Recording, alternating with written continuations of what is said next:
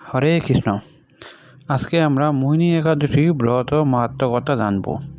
কুম্ভ পুরাণে বৈশাখ শুক্লপক্ষের মোহিনী একাদশী ব্রত মাহাত্ম্য বর্ণনা করা হয়েছে।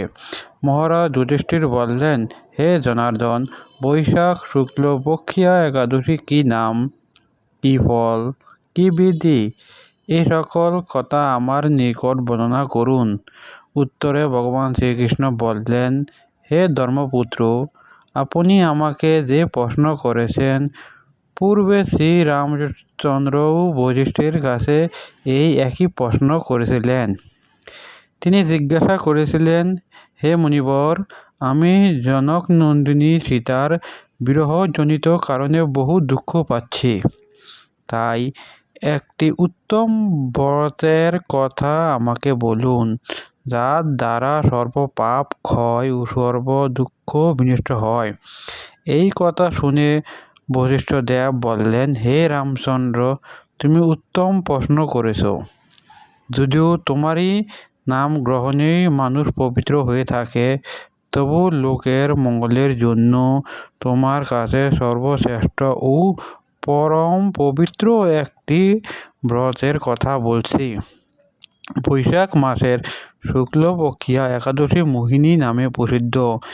এই ব্রত প্রভাবে মানুষের সকল পাপ, দুঃখ, মোহজাল অচিরেই বিনষ্ট হয়। তাই মানুষের উচিত সকল পাপ ক্ষয়কারী এই সর্ব দুঃখী বিনাশকারী এই একাদশী ব্রত পালন করা। একাগ্র চিত্রে তার মহিমা তুমি শ্রবণ করো। এই কথা শ্রবণ মাত্রই সমস্ত পাপ বিনষ্ট হয়।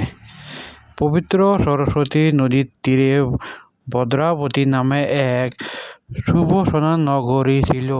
চন্দ্র বংশজাত দ্যুতিমান নামের এক রাজা সেখানে রাজত্ব করতেন। সেই নগরীতেই ধর্মপাল নামে এক বৈশ্য বাস করতেন। তিনি ছিলেন পুণ্যকর্মা ও সমৃদ্ধশালী ব্যক্তি। তিনি নলকূপ, জলাশয়, উদ্যান, মাঠ ও গৃহ ইত্যাদি নির্মাণ করে দিতেন। তিনি সকল বিষ্ণুভক্তি পরায়ণ ও শান্ত প্রকৃতির মানুষ। সুমনা, দ্যুতিমান, মেধাবী, সুকৃতি, দুষ্টবুদ্ধি নামে তার 5 জন পুত্র ছিল। পঞ্চম পুত্র দুষ্টবুদ্ধি ছিল অতি দুরাচারী। সে সর্বদা পাপ কার্যে লিপ্ত থাকত। পর স্ত্রী সঙ্গী, ব্যবসা আসক্ত, লম্পট, দ্রুত ক্রিয়া প্রভৃতি পাপে সে অত্যন্ত আসক্ত ছিল। দেবতা, ব্রাহ্মণ, পিতামাতার সেবায় তার একেবারেই মতি ছিল না। সে অন্যায় কার্যে যত দুষ্ট স্বভাব ও পিতৃধন ক্ষয়কারক ছিল।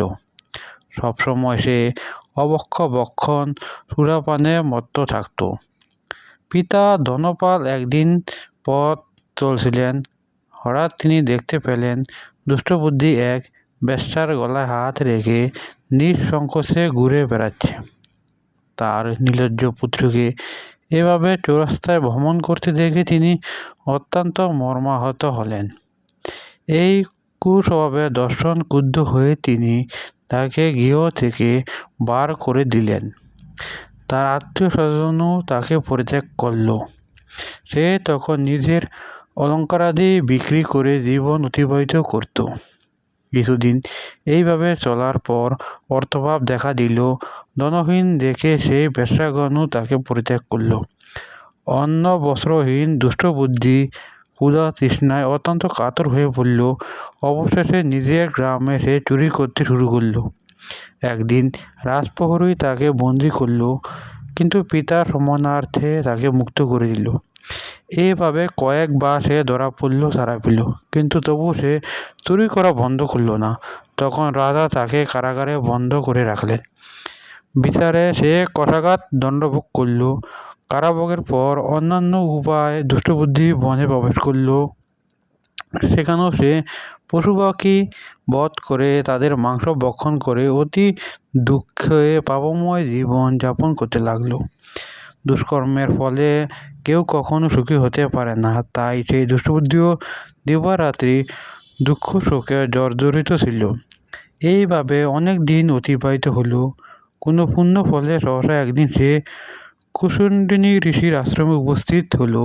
বৈশাখ মাসে ঋষির গঙ্গা স্নান করে আশ্রমের দিকে প্রত্যাবর্তন করছিলেন।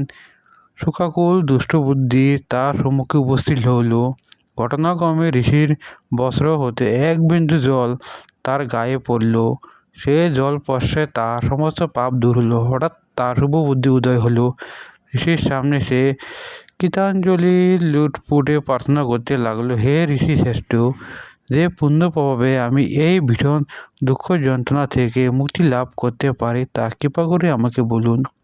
ঋষিবর বললেন, বৈশাখ মাসের শুক্ল পক্ষের মোহিনী নামে যে প্রসিদ্ধ একাদশী আছে তুমি সেই ব্রত পালন করো।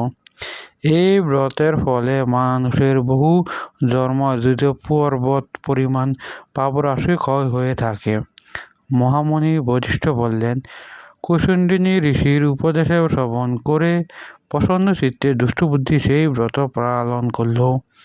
সে মহারাজ রামচন্দ্র, এই ব্রত পালনে সে নিষ্পাপ হলো, দিব্য দেহ লাভ করল, অবশেষে গরুর আহরণ করে সকল প্রকার উপদ্রব্যহীন বৈকুণ্ঠধাম গমন করল। হে রাজন, তিলক মোহিনীর ব্রত থেকে আর শ্রেষ্ঠ ব্রত নেই।